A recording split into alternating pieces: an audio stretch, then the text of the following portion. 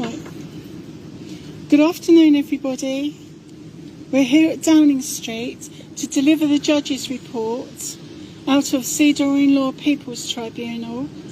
And here with us this afternoon is MP of the Year, Ian Byrne MP from West Derby, where his constituents will be voting for him shortly. He's a great MP, so get out there and get your votes in.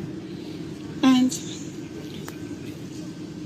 here with us also is the Honourable Dr. Jocelyn Scott AO, who is the judge of the CEDAWinLAW People's Tribunal and also a Lifetime Achievement nominee for awards coming up tonight. So we look out for that.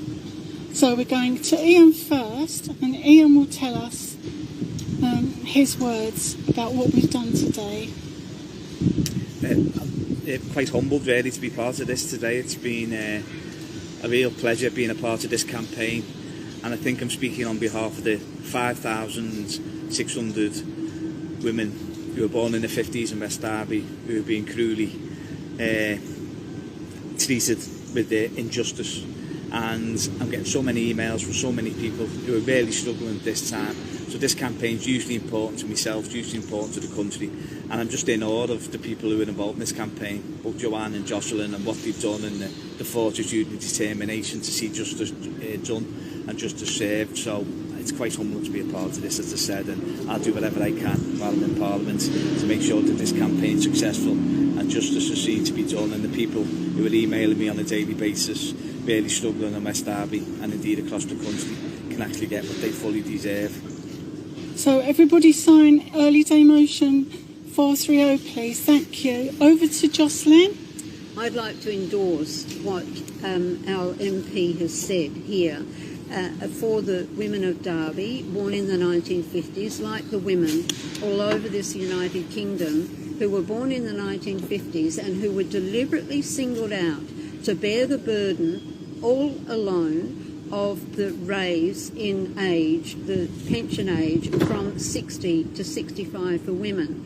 There are several astonishing elements of this process. When the Minister gave the second reading speech back in 1995, he deliberately said that the 1950s women would be targeted, and they were. He ruled out any targeting of women born in the 1940s and, by implication, those born after the 1950s.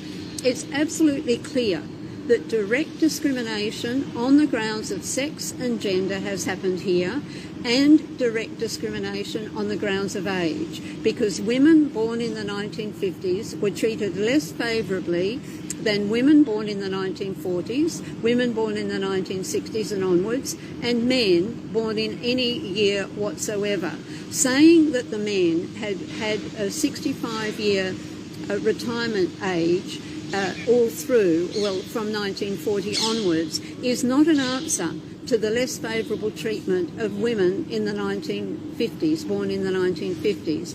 Furthermore, there is evidence indisputable that women were not advised of this change, and when they eventually were advised, some of them, it was far too late for them to change their working arrangements, to change their retirement arrangements, and therefore they suffered, and they're continuing to suffer from what is an egregious action on the part of several governments from 1995 onwards. And what is needed here is a meeting with the Prime Minister of the representatives of the women born in the 1950s, and I would be pleased to join that delegation to the Prime Minister before the fiscal statement is released in November this year, because it's essential that what is incorporated into that fiscal statement is an acknowledgement that women born in the 1950s who have suffered from the fact that they have donated to the country the monies that would have been due to them as pension.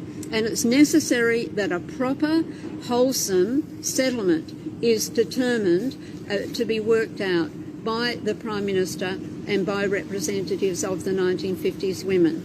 A historical wrong must be remedied. and that is what we are seeking. Thank you.